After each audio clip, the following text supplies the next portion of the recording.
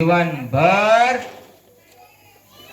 कधी सुखी राहावं लागतं तर कधी दुखी राहावं लागतं. आहे का असा माणूस जो जीवनभर सुखी आहे? एखादा हसणारा माणूस एक दिवस तुम्हाला रडताना दिसेल, सत्य आहे की नाही? आणि एक दिवस रडताना माणूस तोच कधी ना कधीतरी तुम्हाला हसतमुख दिसेल. म्हणून भगवान बुद्ध म्हणतात की चार लोकधर्म आहेत. एक त्या माणसाला सुख मिळालं की कधी कधी ना कधीतरी दुःख देखील मिळतं.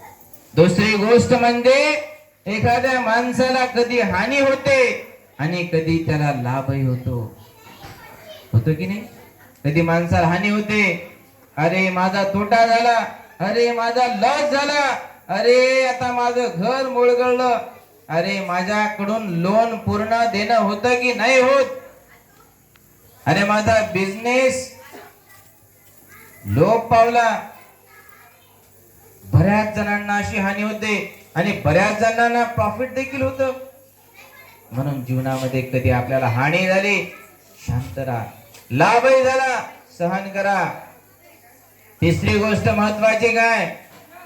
आपली जीवनामध्ये निंदा होईल, कधी प्रशंसा होईल, सहन करा.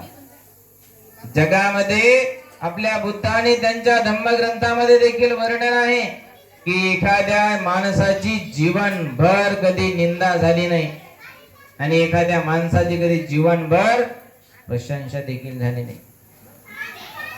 स्वतः भगवान बुद्धाची निंदा झालेली आहे. कोणी केलेली निंदा भगवान बुद्धाची? देवदत्ताने केलेली. देवदत्ताने किती वेळेस भगवान बुद्धाला मारायचा प्रयत्न केला? 3 ते 5 वेळेस देवदत्ताने भगवान बुद्धाला मारायचा प्रयत्न केला. पण भगवान बुद्ध खंबीर राहिले.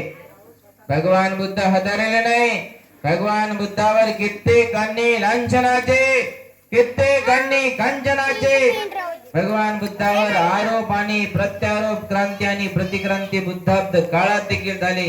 परंतु बुद्ध मात्र निरभ काही सहन करून मंगल मैत्रीने त्यांच्यावर भगवान बुद्ध जिंकल्याचे आपल्याला उदाहरण पाहायला मिळतात.